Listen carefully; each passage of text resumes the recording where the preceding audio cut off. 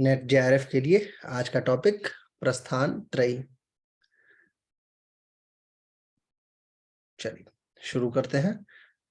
सबसे पहले मैं आपके सामने एक स्लाइड शेयर करता हूं कि प्रस्थान त्रयी क्या है और कैसे है। ठीक है, प्रस्थान त्रयी। मेरा नाम है शिवम और आप देखना शुरू कर चुके हैं एसकेएम योगा के तत्वाधान में चलने वाली फ्री योग कक्षाएं। प्रस्थान त्रयी जो है वो बेसिकली दो शब्दों से मिलकर बनता है। पहला शब्द है प्रस्थान और दूसरा शब्द है त्रयी। पहला शब्द है प्रस्थान और दूसरा शब्द है त्रयी। प्रस्थान का मतलब होता है जाना, कहीं जा रहे हो आप तो उसे प्रस्थान बोला जाता है।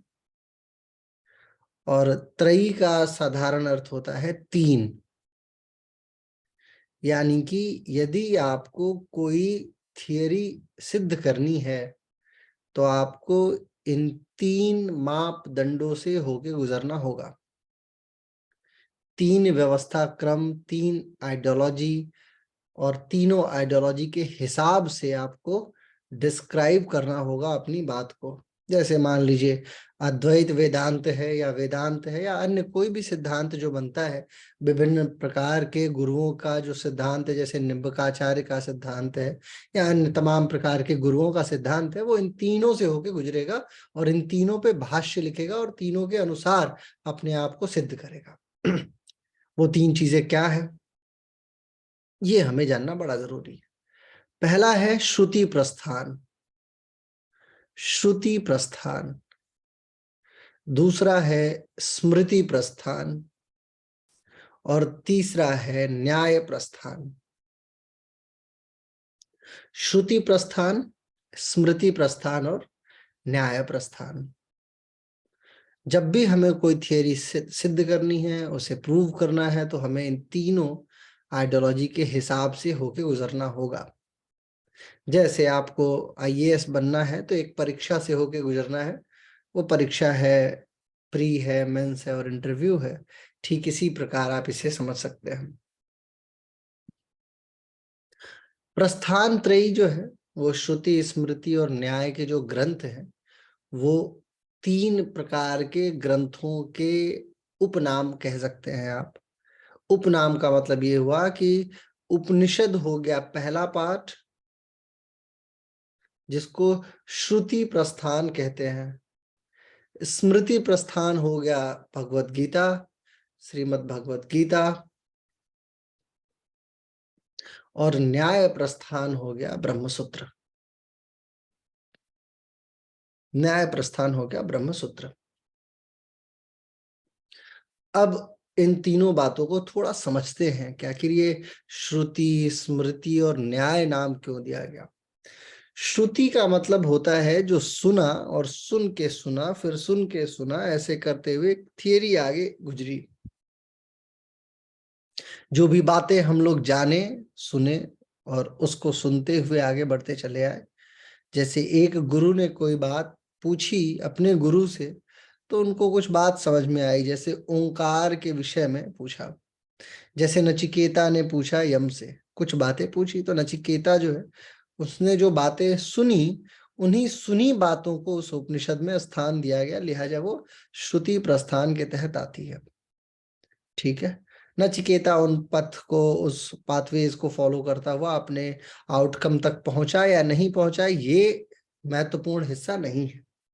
लेकिन ये महत्वपूर्ण हिस्सा है कि नचिकेता इज अ टॉपिक जिसने सारी बातें सुन ली और उसके सुने हुए बात को आप अपने जीवन में चाहे तो स्थान दीजिए या चाहे मत दीजिए। गीता जो है इससे थोड़ा सा भिन्न है। गीता हर एक काल में, हर एक खंड में अलग अलग लोगों ने कही है, जिसमें अष्टावक्र की भी गीता स्थान रखती है। लेकिन श्रीमद् भगवत गीता जो है वो ऐसे कंडीशन की गीता है जो उस करंट सिनेरियो में जब फाइट हो रहा था उस समय ये सारी बातें बताई जा रही थी। और उन बातों को याद रखना ये मनुष्य के लिए बड़ा महत्वपूर्ण हो जाता है।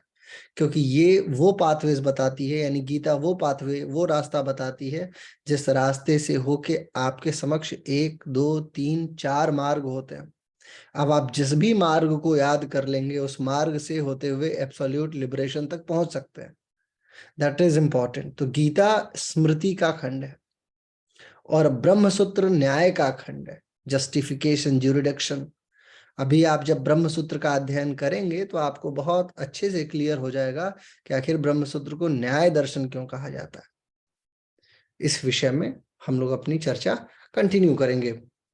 ठीक है, लिखिए, आगे लिखिए।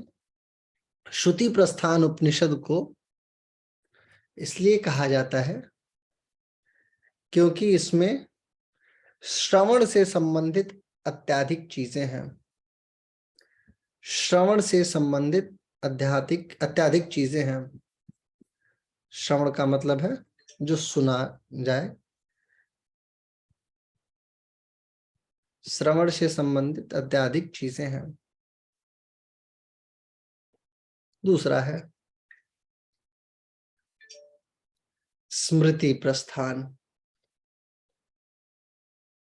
स्मृति का मतलब ये है जिस बात को याद रखा जाना अत्यंत आवश्यक है। स्मृति का मतलब है जिन बातों को याद रखना अत्यंत आवश्यक है, लिहाजा वो स्मृति के तहत आता है। और न्याय प्रस्थान ब्रह्मसूत्र है जिसे वेदांत का हिस्सा है, यानी कि प्रमाणों के आधार पे आपको किसी फिक्स न्याय तक पहुंचना है, किसी फिक्स जंक्शन तक पहुंचना है, और आपको ये तय करना है कि ये जो बात कही गई है ये सही है कि नहीं है, ये आपको जस्टिफाई करना है। तो ये न्याय दर्शन का हिस्सा होता है। इसके रचयिता जो ब्रह्मसूत्र है, इसके रचयिता वेद व्यास जी हैं, जिसको बद्रायण भी कहा जाता है। बद्रायण, ये बादरायण वही बादरायण है जिन्होंने वेदों को लिपिबद्ध किया। कौन सी लिपि में हम लोग लिखते हैं? मैं जिससे पूछूंगा वही बताएगा। संतोष जी, कौन सी लिपि में हम लोग लिखते हैं? आप कौन सी लिपि में लिख रहे हैं? देवनागरी। देवनागरी लिपि जो है। और मराठी भाषा कौन सी लिपि में लिखी जाती है? कोई महाराष्ट्र का बताएगा मुझे? देवनागरी में लिखी जाती है सर। अगर मराठी भी देवनागरी है, बस उसमें 1 2 शब्द जो है, जैसे झाला ल जो है वो थोड़ा सा अलग होता है ना, ठ अलग होता है। ळ होता है सर ल के जगह, और न्य होता है, क्ष होता है। हाँ, तो बादरायण जी जिन्होंने इसको वेदों को भी लिपिबद्ध किया, ठीक है, और ब्रह्मसूत्र भी उन्होंने लिखा, और तर्क और प्रमाणों के द्वारा उन्होंने विभिन्न सिद्धांतों को प्रूफ किया। इसीलिए इसे न्याय प्रस्थान कहते हैं। न्याय प्रस्थान 2 बातों पे विशेष बल देता है, तर्क और प्रमाण। तर्क और प्रमाण, तर्क और प्रमाण। जब भी कोई मत प्रतिपादित किया जाता है भारत में, तो उसे इन तीनों से होके गुजरना पड़ता है। इन तीनों से होके गुजरना पड़ता है। अब उपनिषद हम लोग ऑलरेडी पढ़ रहे हैं यूनिट 2 में, ठीक है। गीता जी हमारे यूनिट 2 का ही हिस्सा है, वो भी डेफिनेट है कि चलेंगे। लेकिन प्रस्थान त्रयी का जो तीसरा हिस्सा है, जिसे हम न्याय प्रस्थान कहते हैं, वो हमारे समक्ष कहीं अन्य नहीं आएगा। लिहाजा यहाँ पे हम उपनिषद और गीता पे टिप्पणी करने के बजाय सीधे टिप्पणी करना शुरू करते हैं बादरायणकृत न्याय प्रस्थान के ऊपर। अगला लिखिए। बादरायण व्यास ने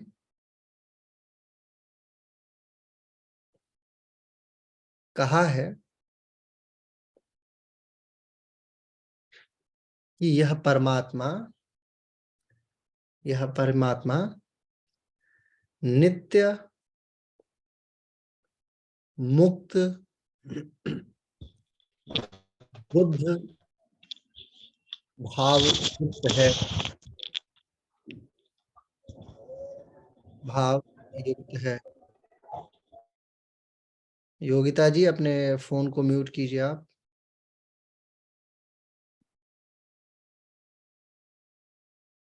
योगिता जी सुन रही हैं आप मुझे?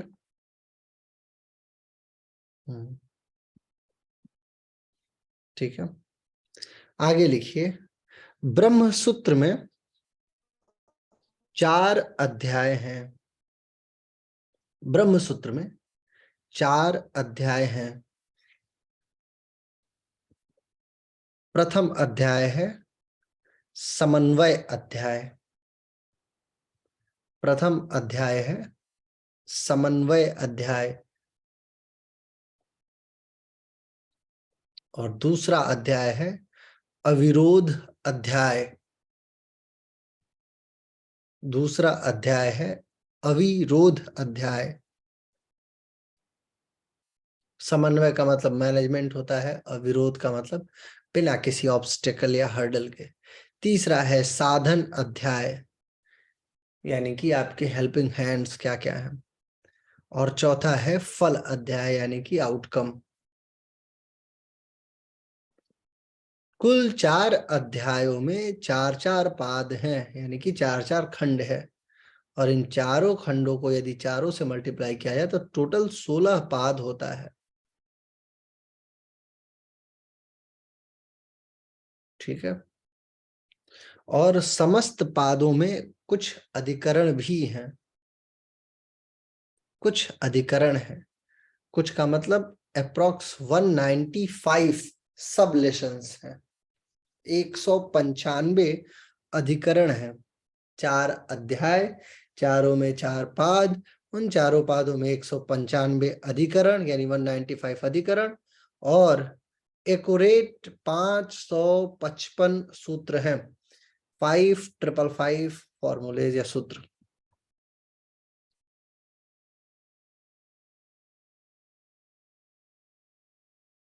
ठीक है,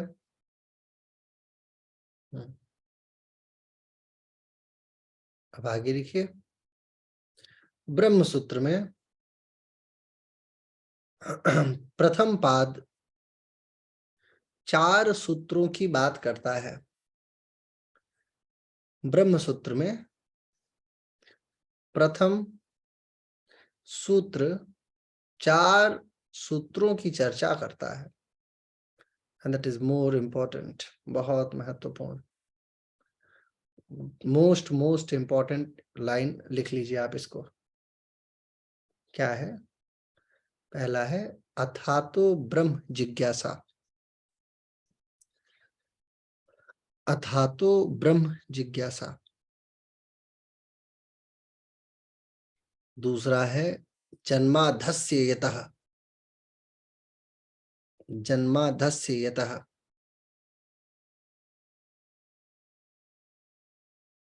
तीसरा है शास्त्र योनि तत्वात्। शास्त्र योनि तत्वात्।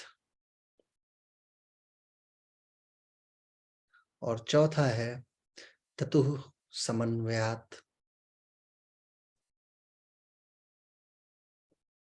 ततुः समन्वयात् मोस्ट इंपॉर्टेंट है, पूछे जाने की खूब संभावना है। ये उस अविकारी ब्रह्म के विषय में बात की गई है बेसिकली, कि वो अविकारी है, निराकार है, उसी की जिज्ञासा से हम सभी एक मतलब इस ये समस्त पृथ्वी का निर्माण होता है और विभिन्न बातें।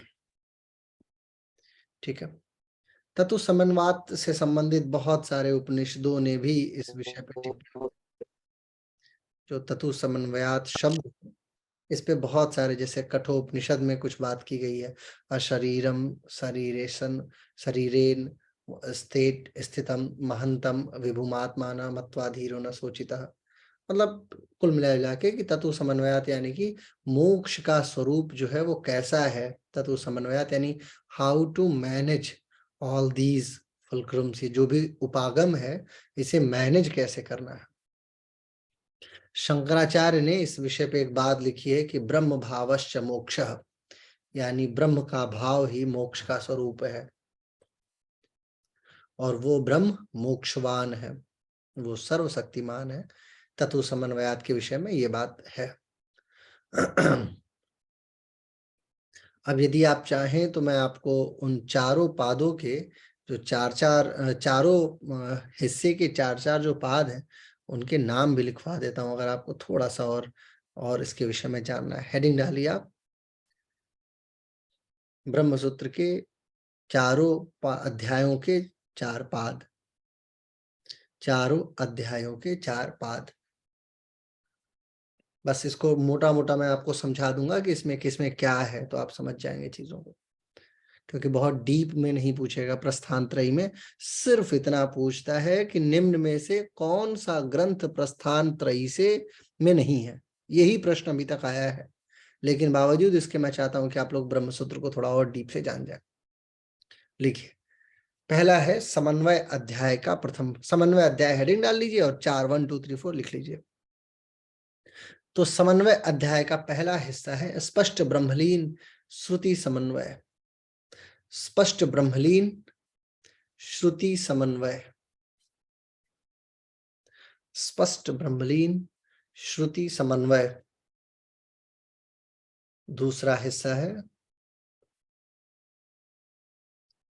अस्पष्ट ब्रह्मलीन श्रुति समन्वय, अस्पष्ट ब्रह्मलीन श्रुति समन्वय। तीसरा है ज्ञेय, मतलब जिसको जाना जा सके, ज्ञान, ज्ञेय ब्रह्म प्रतिपादक, जो ब्रह्म का प्रतिपादन करे। और चौथा है अव्यक्त आदि, अव्यक्त आदि संदिग्ध पदमात्र समन्वय, अव्यक्त आदि संदिग्ध पदमात्र समन्वय।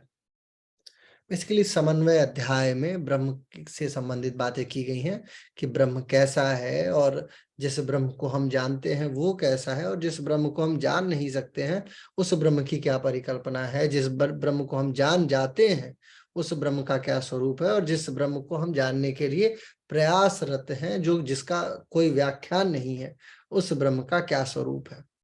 तो इन चारों चीजों को समन्वयित किया गया है। ये प्रथम पाद में है जो ब्रह्मसूत्र का। दूसरा है अविरोध, लिख लीजिए अविरोध का, अविरोध पाद जो है इसका प्रथम है वेदांत समन्वय / विरोध परिहार। जो भी थॉट प्रोसेस आती है सही है या गलत, इस विषय में जो भी टिप्पणियां हैं वो इससे होके गुजरती है। दूसरा है तर्कपाद,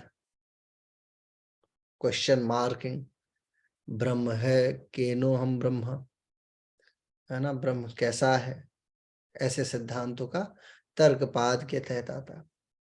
व्यतपाद डिस्क्रिप्टिव, व्यतपाद। और चौथा है प्राणपाद।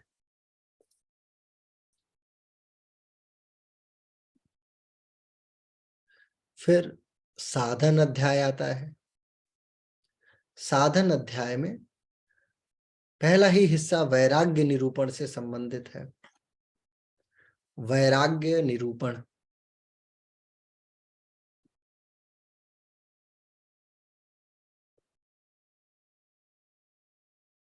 दूसरा है तत्व पदार्थ परिशोधन, तत्व पदार्थ परिशोधन। इसमें मेटाफिजिकल बातें की गई हैं। मेटाफिजिकल का मतलब होता है कि कौन सी चीज हमें किसके प्रति मोह चाहिए, किसके प्रति नहीं चाहिए, इस विषय में सारी टिप्पणियां हैं। तत्व पदार्थ परिशोधन। देखिए 2-3 किताबें मैं आपको बताता हूँ, थोड़ी बोरिंग है ऑनेस्टली सेइंग। जैसे ब्रह्मसूत्र वगैरह जो है ना, ये हालांकि क्योंकि हम लोगों की जो उम्र है ना, इस उम्र में सिर्फ अगर नेट जेआरएफ देना ना होता तो ब्रह्मसूत्र कौन पढ़ता है कि नहीं है। लेकिन ये भी सही है कि नेट देना है तो आपकी मजबूरी है कि आप जाने इन चीजों को। इंटरेस्टिंग विषय जो है, जैसे ही आप यूनिट 2 कंप्लीट किए, फिर सारे के सारे अत्यंत इंटरेस्टिंग रोचक विषय आने शुरू हो जाएंगे। ठीक है, तो इसलिए थोड़ा सा सरदर्द हो तो भी झेल के, देखो रात आती है तो उसी का दिन आता है ना। तो रात आई है तो इसको निपटा लीजिए। ठीक है, आगे लिखिए। तत्व पदार्थ परिशोधन के बाद परापर ब्रह्म विद्या गुण, परापर ब्रह्म विद्या गुण।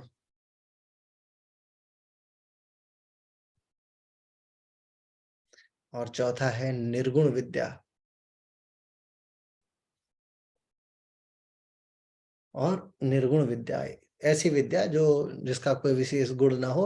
अंतरंग साधनाएं जो होती हैं वो निर्गुण विद्या के तहत आती हैं।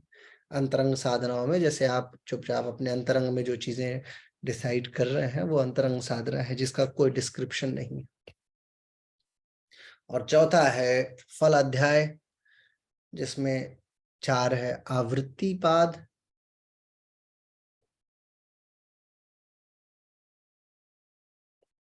उत्क्रांति पाद, मार्गपाद एवं ब्रह्मपाद। ठीक है, अब अगेन मैं आपके सामने स्लाइड शेयर कर रहा हूं, चाहे तो आप स्क्रीनशॉट ले लीजिए, क्योंकि कुछ आचार्यों के नाम है और ये मोस्ट इंपॉर्टेंट है। प्रश्न पूछे जाने की बहुत संभावना है कि ब्रह्मसूत्र में बद्रायण या वेद व्यास ने कौन कौन से आचार्यों का नाम लिया है। ठीक है, तो आपके सामने ऑप्शन आ जाएगा, 2-4 नाम आ जाएंगे टेढ़े मेढ़े से, तो आप कंफ्यूज हो जाएंगे ये कौन नया नाम आ गया।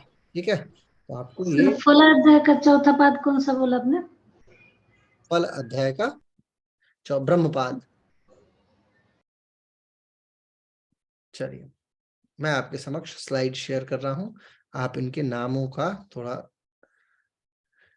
सबसे पहले जो आचार्य है वो है कार्षणाजिनी।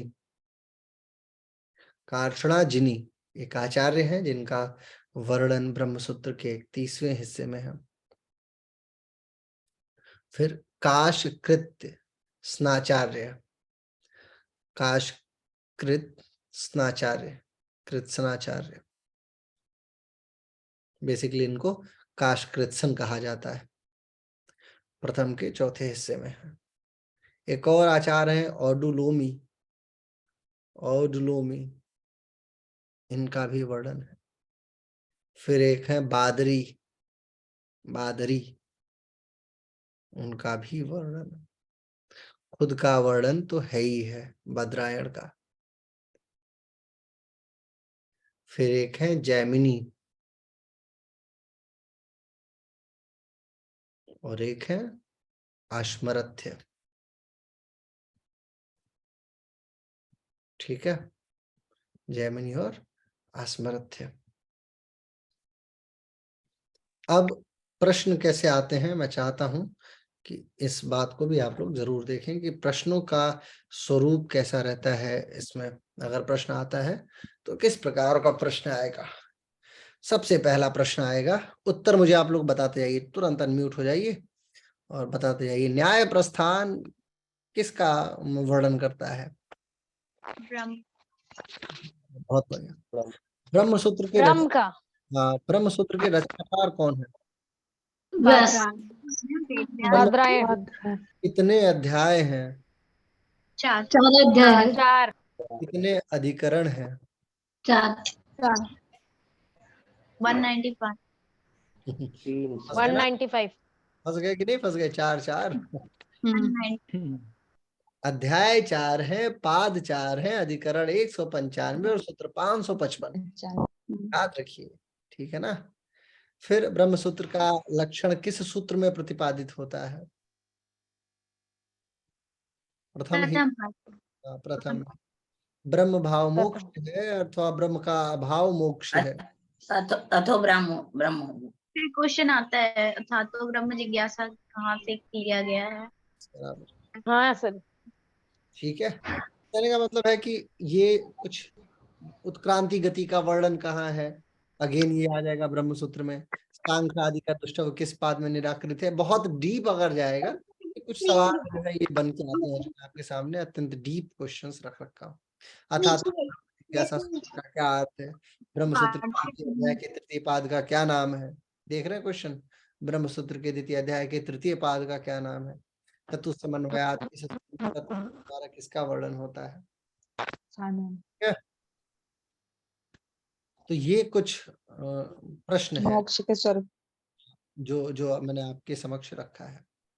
अब ऐसे ही स्मृति प्रस्थान है, जैसे गीता जी से संबंधित है। मैं चाहता हूं कि गीता जी का हम लोग अध्ययन तो करेंगे, ब्रह्मसूत्र में बस इतना ही आना है, इससे ज्यादा कुछ आना नहीं है। लेकिन फिर भी मैं चाहता हूं कि न्याय प्रस्थान के गीता जी के कुछ अध्यायों का, 18 अध्याय है ना, 18 के 18 अध्यायों का आप लोग नाम लिख लीजिए, क्योंकि बड़ा जरूरी है। अगर आप नाम कई बार पूछ देता है कि ये मोक्ष संन्यास योग कौथे अध्याय का नाम है, क्या पता चलेगा आपको, है कि नहीं है। 17वां अध्याय है ना सर। 18वां अध्याय 18वां। रवा हाँ, 18वां। मोक्ष संन्यास है ना। अच्छा, गुण त्रय विभाग योग कौन सा है, गुण 17वां है। 17वां नहीं, 16 16वां है सर। 14वां है, 14वां। 16वां है देवासुर और 17वां है श्रद्धा त्रय विभाग। लिखिए, वन बाय वन लिख लेते हैं 18 के 18 अध्यायों का नाम। सबसे पहला अध्याय है अर्जुन विषाद योग, यानी Arjun was in deep trouble. ठीक है, अर्जुन जो है वो कठिन कंडीशन में है, इसलिए उनका विषाद है ना। फिर दूसरा है सांख्य योग, सांख्य योग। तीसरा है कर्म योग, तीसरा है कर्म योग।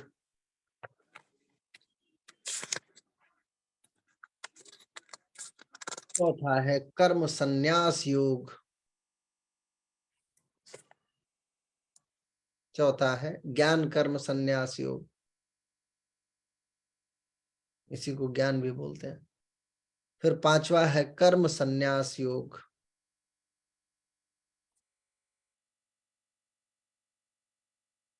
छठवां है ज्ञान विज्ञान योग, सॉरी आत्म संयम योग, छठवां आत्म संयम योग, छठा आत्म संयम योग। सातवां है ज्ञान विज्ञान योग।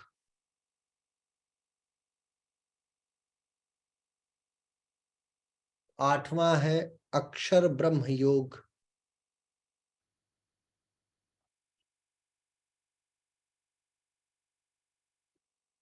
नौवां है राज विद्या राजगुह्य योग।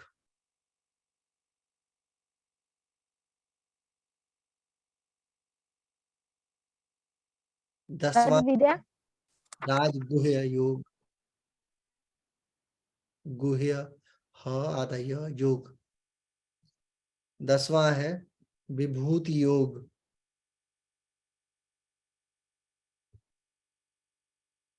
11वां है विश्व रूप दर्शन योग, विश्व रूप दर्शन योग। 12वां है भक्ति योग।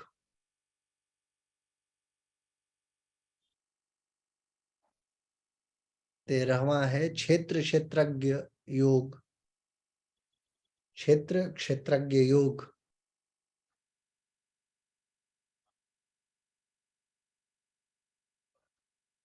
14वां है गुण त्रय विभाग योग, गुण त्रय विभाग योग। अभी बस आप लिख लीजिए, बिल्कुल टेंशन मत लीजिए, मैं आपको ऐसा टेक्निक बताऊंगा कि ये 18 के 18 याद हो जाएंगे आपको बिल्कुल जबान पे। 15वां का है पुरुषोत्तम योग, पुरुषोत्तम योग। 16वां है देवासुर संपद्विभाग योग। देवासुर संपद्विभाग योग। अब ये देवासुर आता है तो एक क्वेश्चन याद आ रहा है, पूछूं? कौन से उपनिषद में ऐसी एक ब्रह्म की कल्पना की गई है जो देवताओं को युद्ध में जिताते हैं? कठोपनिषद। केनोपनिषद में। केनोपनिषद में। केनोपनिषद में। श्योर है आप लोग? अभी बताया था ना कहानी कि अग्निदेव जाते हैं उनके पास और बोलते हैं मैं अग्नि हूं, मैं किसी को भी जला सकता हूं। तो उन्होंने बोला ईशावास्योपनिषद। विश्व में है। नहीं सर, विश्व केनोपनिषद है। के नहीं है सर, किसके द्वारा, मतलब के? हाँ। देख रहे ना कंफ्यूजन, कैसे कंफ्यूज हो रहा है। इसीलिए मैंने उपनिषद पढ़ा के छोड़ दिया है 5, क्योंकि उपनिषद 5 पढ़ा के छोड़ दूंगा ना तो हर एक यूनिट में 2-4 सवाल उससे याद आता रहेगा। अगर उपनिषद को मैं गलती से पढ़ा लास्ट में पढ़ाता तो आप इतने कंफ्यूज हो जाते कि आपको पता ही नहीं चलता कि केन है कि ईसावास्य है। ईसावास्य उपनिषद में कितने श्लोक हैं? सर 18। है ना? ऐसे याद किए रहिए, थोड़ा सा जोर लगा के। उपनिषद सुबह सुबह उठिए और एक राउंड निपटा दीजिए बस। मेन मूल विषय अगर आप जान जाएंगे ना तो आपको पता चल जाएगा कि ये क्या है इसमें, क्योंकि बाकी सर चीज 18 श्लोक हैं। वो तो है, वो तो मुझे पता है। मैं तो आपसे पूछ रहा हूँ, है ना? 16वां है देवासुर संपद विभाग योग। 17वां है आपका श्रद्धात्रय विभाग। श्रद्धात्रय विभाग योग। 18वां है मोक्ष संन्यास योग। 18वां है मोक्ष संन्यास योग। कुछ महत्वपूर्ण रोचक बातें भी हैं गीता के विषय में, थोड़ा सा उसको भी आप लिख लीजिए। श्रीमद् भगवद गीता महाभारत के शांति पर्व में या शांति पर्व में उद्गृत ग्रंथ है। शांति पर्व में है। Point number 1। पॉइंट नंबर 2, इसमें 700 श्लोक हैं। 700, जिसमें 537, 5 3 8 होना चाहिए लेकिन 5 3 7, 537 श्लोक भगवान श्री कृष्ण के द्वारा उद्गृत हैं, कथित हैं। 122 श्लोक अर्जुन के द्वारा, 40 श्लोक संजय के द्वारा और 1 श्लोक धृतराष्ट्र के द्वारा, जो पहला है धृतराष्ट्र उवाच।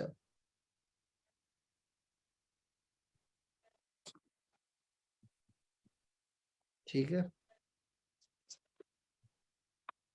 गीता के विभिन्न पाठों में विभिन्न विषय वस्तुओं का बहुत विशाल वर्णन है, जैसे संन्यास का स्वरूप, आत्मा का स्वरूप, ज्ञान का स्वरूप, गुणत्रय, असुर स्वभाव इत्यादि इत्यादि। ठीक है। कुछ प्रश्न बनता है जो मैं चाहता हूं कि आप लोग गीता जी को पढ़ने से पहले, हम लोग शुरू करें उसके पहले आप लोग गीता जी के प्रश्नों को थोड़ा सा देख लीजिए, क्या क्या प्रश्न आने की संभावना बन सकती है अगर प्रश्न बनता है तो। ठीक है।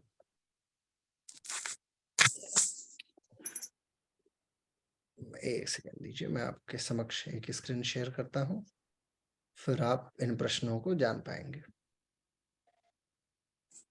देखिए, गीता में कितने अध्याय हैं? श्रीमद् भगवत गीता में किसने किसको उपदेश दिया है? श्रीमद् भगवत गीता को किसने रचा है? कितने श्लोक हैं? 18 अध्यायों के नाम क्या है? आत्मा नित्य है या अनित्य किस किताब में है? योग का एक लक्षण गीता के अनुसार लिखिए। स्थित प्रज्ञ का एक लक्षण गीता के अनुसार लिखिए। चातुर्वर्ण्य किससे उत्पन्न हुआ अकॉर्डिंग टू गीता।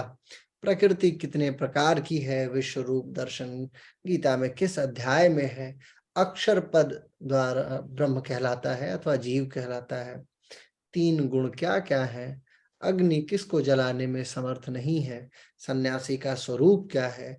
न स पुनरावर्तते कहाँ है। प्राणी किससे उत्पन्न होते हैं। 4 वर्ण कौन से हैं। महाभारत के किस पर्व में श्रीमद् भगवद गीता अंतर्भूत है। वे 2 प्रकार के धर्म के लक्षण कौन है। ज्ञान के द्वारा मोक्ष कैसे प्राप्त होता है। ये कुछ महत्वपूर्ण प्रश्न हैं जो मैंने आपके समक्ष साझा किया। कल हम लोग गीता और गीता में योग के स्वरूप को जानेंगे समझेंगे। तो कल एक साथ 2 चीजें कंप्लीट हो जाएंगी। यूनिट 2 में स्थित गीता और यूनिट 1 में स्थित प्रस्थान त्रयी का न्याय क्या कहते हैं गीता वाला जो हिस्सा है। ठीक है, स्मृति प्रस्थान। आज हमने न्याय प्रस्थान कंप्लीट कर लिया। ठीक है, और स्मृति प्रस्थान यानी गीता हम लोग कल कंप्लीट कर लेंगे। कल गीता के जितने श्लोक हैं करीब 50 से 60 श्लोक हैं योग से संबंधित है, जो सीधे तौर पे या परोक्ष या अपरोक्ष रूप से पूछे जाते हैं। क्योंकि 700 श्लोक अगर आप पढ़ेंगे तो 1 महीना तो गीता ही पढ़ने में लग जाएगा आपको। ठीक है, तो मैं कुछ श्लोक छाटे हुए हूँ जो जिसके आने की संभावना बहुत इंपॉर्टेंट है, बहुत जरूरी है। उन श्लोकों का अध्ययन हम लोग कल गीता जी के अध्ययन के दौरान कर लेंगे। तो यूनिट 1 का एक हिस्सा और यूनिट 2 का एक हिस्सा एक ही साथ में कंप्लीट हो जाएगा। फिर हम लोग स्मृति रामायण और महाभारत साथ के साथ अगर समय बचता है तो कंटिन्यू कर लेंगे। ठीक है, चलिए अब आज का मॉक टेस्ट करते हैं 10 सवाल। ठीक है, 10 सवाल के लिए तैयार हो जाइए। आज का मॉक टेस्ट चलिए लिखिए। धारणा सुच योग्यता मनसः ये किसका परिणाम है। कौन बताएगा, बताते भी रहो थोड़ा बहुत, अगर किसी को आ रहा हो। अब नहीं आ रहा हो तो ढूंढ के निकालो। प्रत्याहार। पतंजलि सर। चलिए, दृष्टानुश्रविक विषया वितृष्णा किसका विशेष गुण है। सर ये प्रथम पाद का वैराग्य का है ना सर। और वैराग्य। वैराग्य। वैराग्य आप लोग तो बिल्कुल प्रो हैं। फर्स्ट पतंजलि के अनुसार फर्स्ट पतंजलि के अनुसार हेय हेतु निम्नलिखित में किसका संयोग है। दृष्टा और प्रकृति दृश्य। और पुरुष का और संयोग। दृश्य। दृश्य और दृष्टा। निम्नलिखित में से कौन सा परिणाम त्रय में शामिल नहीं है। लिख लीजिए। धारणा। आप इसको स्क्रीनशॉट ले लीजिए, है ना। ये पतंजलि का कुछ प्रश्न है जो आपको जरूर देख लेना चाहिए। ठीक है, योग सूत्र के अनुसार श्रवण की दैवीय शक्ति प्राप्त करने की विधि निम्नलिखित में से कौन सी है। अस्मिता का अभिप्राय क्या है। कौन सा पूर्व जीवन का ज्ञान देने में समर्थ है और हठ प्रतिपिका के अनुसार नादानुसंधान अभ्यास के प्रारंभ में किस प्रकार की ध्वनि सुनाई देती है। ठीक है, स्क्रीनशॉट ले लिया आपने। कुछ और। Yes sir. स्वात्मा राम के अनुसार यम में कौन सा श्रेष्ठ है। स्वात्मा अकॉर्डिंग टू स्वात्मा राम इन योग साधना the Manas is closely associated with. मनस किसके साथ संबंधित है। मिताहर। मिताहर। यम श्रेष्ठ मिताहार। नहीं, मैंने दूसरा प्रश्न 18वां प्रश्न मैंने पूछा आपसे। 17। हाँ, वही तो जल्दबाजी में यही सारी छोटी छोटी गलतियां होती है ना। यम के चक्कर में नियम का बेड़ा गर्क हो जाता है। 19वां श्लोक है किस ग्रंथ में 19वां प्रश्न है किस ग्रंथ में आर्त जिज्ञासु अर्थार्थी को ज्ञानी रूप में व्यक्तियों के 4 प्रकार का उल्लेख किया गया है। भगवत गीता। भगवत गीता। भगवद गीता। क्योंकि ब्रह्म सूत्र तो हमने अभी पढ़ा, इसमें है नहीं। रामायण में इतना ज्यादा जोर दिया नहीं है गोस्वामी जी ने। कठोपनिषद हमने पढ़ा है, ये उन दोनों में 4 तो। प्रकार के भक्त हैं। हाँ, तो कहने का मतलब ये है, देखिए एक मैं आपको चीज बताता हूँ बड़ी जबरदस्त। कभी ऐसा होगा कि आपके सामने आपको आंसर नहीं आ रहा होगा जब आप आंसर दे रहे होंगे, तो उस समय आपने जो जो आपको ऑप्शन दिखे, जो आपको याद आ रहा हो, उसको डिलीट करना सीखिए। ब्रह्मसूत्र हमने अभी अभी पढ़ा था, उसमें कहीं ऐसी कोई टिप्पणी आई नहीं, तो लिहाजा उसको हटा दिया। कठोपनिषद पढ़ा था 50-50, उससे भी कठोपनिषद भी हट गया, तो 50-50 ऑप्शन बचा। अब या तो रामायण बचता है और या गीता बचती है। तो रामायण को अगर आप सोचिए तो रामायण में ऐसे शब्दों का, मतलब जटिल शब्दों का बड़ा उपयोग है नहीं, है कि नहीं है। लिहाजा बाय डिफॉल्ट आप ये मानिए आप केबीसी खेल रहे हैं, ठीक है ना, फोन ऑफ फ्रेंड कर नहीं सकते, 50-50 ऑप्शन आपके पास हमेशा रहेगा, तो उसमें से 2 डिलीट करना सीखिए। जब 2 डिलीट कर देंगे तो आपका काम हो जाएगा। आज के 10 प्रश्न पतंजलि से संबंधित थे, जिसको आप नोट कीजिए, और ये आपकी हेडिंग होनी चाहिए आपके नोट्स में। जैसे जिज्ञासु से संबंधित बातें आई है ना, या यम से संबंधित जो बातें आई, या फिर समाधि से संबंधित जो बातें आई, ये आपकी हेडिंग होनी चाहिए। अन्य किताबों में क्या कहा गया है ये भी आप अपने कॉपी में नोट कर लीजिए, ठीक है। इतना काम करके चलेंगे धीरे धीरे। देखिए मैं एक चीज आपको बताता हूँ, हमेशा अध्यापक एक सीमा तक आपको बताएगा, याद करने की कुछ टेक्निक्स बता देगा। प्रथम हमारे टीचर पढ़ाते थे 3P मॉड्यूल पे। 3P का मतलब होता है एक बार आप पढ़ के गुजर जाइए, सारा एक बार बस आंख बंद समझिए, नहीं कोई दिक्कत नहीं है, पढ़ के गुजर जाओ। दूसरी बार फिर पढ़ने पे आ जाओ आप। दूसरी बार जब आप उसको दोहराओगे ना तो वो आपको याद होना शुरू होगा, और तीसरी बार जब आप पढ़ जाओगे तो मजाल है कि भूल जाए। अभी आप एक बार पूरा पढ़ जाइए, ठीक है, आए ना आए कोई बात नहीं, आ रही है तो अच्छी बात है। किसी दूसरे को देख के बिल्कुल ये मत हो जाइए कि अरे उसको तो इतना आ रहा, मेरे को एक भी नहीं आता, इस चक्कर में आप परेशान हो जाएंगे, ठीक है। आया एक बार गुजर गया कोई बात नहीं, हमें हमारे अभी मार्च खत्म होने को है, अप्रैल पूरा बचा हुआ है, मई पूरी बची हुई है, और आधा जून बचा हुआ है। और मैं आपको पहले भी बता चुका हूं कि 10 यूनिट में से 4 यूनिट ही आपके काम की हैं। अगर आप योग को थोड़ा बहुत भी जानते हैं तो बाकी के तो 4 यूनिट को आप आंख बंद करके पार कर जाएंगे। 4 यूनिट ही आपकी महत्वपूर्ण, मतलब जो रोल प्ले करता है इंपॉर्टेंट वही है। यूनिट 1 एक बहुत महत्वपूर्ण है, यूनिट 2 बहुत महत्वपूर्ण है, यूनिट 3 जिसमें पतंजलि और हटियो की किताबें आ जाती हैं वो बड़ा महत्वपूर्ण है, और यूनिट 4 जो योग के विभिन्न उपनिषद और एनाटॉमी का हिस्सा है। बस इतने में आप पार कर जाएंगे। बाकी आहार वाला उतना महत्वपूर्ण नहीं है, 1-2 सवाल आएगा ज्यादा, है ना। योग का आसन पढ़ने की आवश्यकता है क्या कि गोमुख आसन से अब त्वचा का लाभ थोड़ी होगा, पीछे पूछा तो था पिछले वाले में कि गोमुख आसन से क्या, शोल्डर का आसन है, गोमुख आसन लगेगा तो शोल्डर से संबंधित है, जाहिर सी बात है ना। तो बहुत सारी चीजें आप ऐसे भी हिट कर जाएंगे। 4 यूनिट के लिए आपको 4 महीने मिले, बहुत है, बड़े आराम से क्वालिफाई कर जाएंगे आप, ठीक है। चलिए बस आज की कक्षा यहीं तक, कल मिलते हैं। कल 2 एक साथ पढ़ेंगे सिर्फ गीता और कंप्लीट करेंगे 2 यूनिट, ठीक है। और फिर एपिक्स को पकड़ लिया जाएगा, महाभारत रामायण को धीरे धीरे करते हुए हम लोग यूनिट 1 को भी समाप्त करने के कागार पे हैं।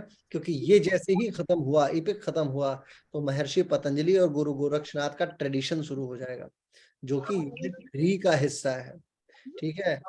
आपके सामने मैं शेयर कर दूंगा अगर आपको लगेगा तो, ये सिलेबस देखिएगा। उसके बाद है नारद भक्ति सूत्र, ये 1 दिन का टॉपिक है और सिर्फ यूनिट 1 का हिस्सा है प्रॉपर। यूनिट 1 पता है एमलगेशन है, सारे यूनिट्स का कुछ कुछ कुछ कुछ चुरा के लाके यूनिट 1 बना दिया कि गीता में योग क्या है, भक्ति सूत्र में योग क्या है, इसमें क्या है, उसमें क्या है। नारद भक्ति सूत्र एब्सोल्यूट यूनिट 1 का हिस्सा है। बाकी पतंजलि और गुरु गोरक्षनाथ को तो हम आगे वाली यूनिट में फिर से पकड़ेंगे ही, है कि नहीं है। तो पतंजलि को पूरा बेहतर तरीके से पढ़ा जाएगा, ब्रॉड तरीके से, लिहाजा उसमें कोई दिक्कत नहीं है। फिर मॉडर्न ट्रेडिशन आएगा, विवेकानंद का योग, महर्षि अरविंदो का योग, और फिर रमन्ना का योग, दयानंद सरस्वती का योग। तो ये तो बस कहानी वाली बात है कि नहीं है। 1 घंटे में ये लोग निपट जाएंगे। उसके बाद फिर आएगा कंटेम्पररी टाइम्स में शिवानंद सरस्वती हैं, स्वामी राम हैं, महर्षि महेश योगी हैं और लहड़ी महाशय हैं, टीटी कृष्णामाचार्य जी हैं। इन लोग का भी बहुत आसान। ज्ञान भक्ति कर्म योग राजयोग हठ योग मंत्र योग, इसका जो है इंट्रोडक्शन है। तो बेसिकली हमारे पास 4 ये 5 ऋषि लोगों का जीवन परिचय अगर आप पढ़ लेंगे तो इनसे काम हो जाएगा। वो बहुत बड़ी चीज है नहीं। गीता बचा हुआ है और फिर बचा नारद भक्ति सूत्र और फिर योग के विभिन्न प्रकार, यानी कि टोटल 2 से 3 दिन में हम लोग यूनिट 1 को समाप्त कर लेंगे। 3 दिन, ज्यादा से ज्यादा 3 दिन, और फिर पहुंचेंगे हम लोग तुरंत एनाटॉमी को फिनिश करने पे। ठीक है, ताकि हम लोग अपने काउंटर चीजों को भी करके चलें। मार्च 31 तक हमें अपना ये कोर्स कंप्लीट कर लेना है यूनिट 1 का, यूनिट 1 और यूनिट 2 हाफ। ठीक है, चलिए फिर कल मिलते हैं। बहुत बहुत धन्यवाद। कल सैटरडे है, कल मिलेंगे हम लोग, और कल हम लोग थोड़ा पहले याद करने का तरीका बताने वाले हो, कल बताएंगे क्या? हाँ, मैं कल बताऊंगा इसको कि कैसे 18वां अध्याय को याद किया जाए। एक छोटी सी कहानी बताऊंगा मैं आपको, वो कहानी सुनेंगे आप तो आपको गीता के 18वां अध्याय याद हो जाएंगे। जैसे मैंने एक कहानी सुनाई थी कि 15 आसन आपको हठ योग प्रदीपिका के कैसे याद करने हैं। बहुत सिंपल कहानी थी। उस कहानी को जिसने याद किया उसने अभी तक वो कभी जिंदगी में नहीं भूलेगा। ठीक है, सर प्रस्थानत्रयी का भी याद करने का एक थोड़ा सा छोटा सा ट्रिक होता है कि प्रस्थानत्रयी के ये जो 3 ग्रंथ है वो हमारे लाइफ से जुड़े हुए रहते हैं। उपनिषद जो है वो हमारा बचपन होता है, जो हम लोग मतलब माता पिता के साथ बैठ के बातें सुनते हैं, तो श्रुति में आता है उपनिषद के जैसे। फिर आता है हमारा यंग लाइफ, मतलब हमारा तारुण्य। तो तारुण्य होता है गीता के तरह, हमेशा मार्गदर्शन करता है कौन से मतलब राइट है और कौन से रॉन्ग है, ये गीता हमको बताती है। और जो बुढ़ापा है, वार्धक्य बोलते हैं, वो आता है ब्रह्म सूत्र में। जो हमने काम किए होते हैं, हमारे घर में जो बड़े लोग होते हैं वो हमको हमेशा टोकते हैं, ये आप जो कर रहे हो गलत है, वो ऐसा नहीं करना चाहिए, वो वैसा नहीं करना चाहिए। तो वो लोग जो होते हैं वार्धक्य के, वो सब ब्रह्म सूत्र के अंडर आ जाते हैं। तो ये हमारा जीवन की यात्रा है, ये 3 प्रस्थानत्रयी का। बड़ा अगर याद करेंगे, उससे आसान तो वही याद कर लेना है। मैं आपको एक और उससे आसान टेक्निक बताता हूँ। ये बड़ा अजीब नहीं है, क्यों शिवांगी? ये बड़ा अजीब सा है कि नहीं है? अजीब अजीब अजीब नहीं, उजीब। U for Upanishad, G for Gita and B for Brahma Sutra. अजीब है। UGB 3 line. अजीब नहीं है, मतलब इसको ऐसे जैसे स्मिता जी ने बताया ये बड़ा अजीब है, इससे बढ़िया आप इसको युजीब बना लीजिए, ये तो बड़ा उजीब है ना। जैसे गुजराती लोग मृगेंद्र नहीं बोलते हैं, मृगेंद्र बोलते हैं, मृगेंद्र, है ना। तो ऐसे ही उजीब, U for Upanishad, G for Gita and B for Brahma Sutra. प्रस्थानत्रयी के 3 ग्रंथ। सर नेट की वेबसाइट पे 2 सिलेबस पड़े हुए हैं, एक पुराना वाला एक नया वाला। तो जो नया वाला है उसमें केवल प्रिंसिपल उपनिषद है, लेकिन जो ओल्ड है उसमें ये प्रिंसिपल उपनिषद भी है और ओल्ड वाले मतलब जो और उपनिषद है उनके बारे में भी है। तो उनसे भी क्वेश्चन आ जाते हैं, तो मतलब सर क्या करें? अरे योग उपनिषद को छोड़ा जाएगा। योग उपनिषद, योग सिखो उपनिषद, योग चूड़ामणि उपनिषद, इन सारे पे तो, योग कुंडल्य उपनिषद, ये तो 12 उपनिषद, इसमें तो निपट जाएंगे हम लोग। बहुत लंबा समय जाएगा। नया सिलेबस इसको नहीं एक्सेप्ट कर रहा है, तो नया सिलेबस को नहीं लिया जाएगा। सिलेबस हटा क्यों नहीं रहे हैं साइड से? अब मेल में कंफ्यूजन। एक ईमेल लिखता हूँ आज, है ना, यूजीसी के हेड को, चेयरमैन को। और क्या किया जा सकता है? अब इन लोगों का अपना अपना सिस्टम है। ये तो आप आयुष की वेबसाइट देखिए, सब कॉपी पेस्ट मटेरियल डालते हैं। सब क्या करोगे, सब पैसा खा रहे हैं, तो खाने वाले को हम लोग का क्या है। चलिए फिर, बहुत बहुत आभार, धन्यवाद, नमस्कार।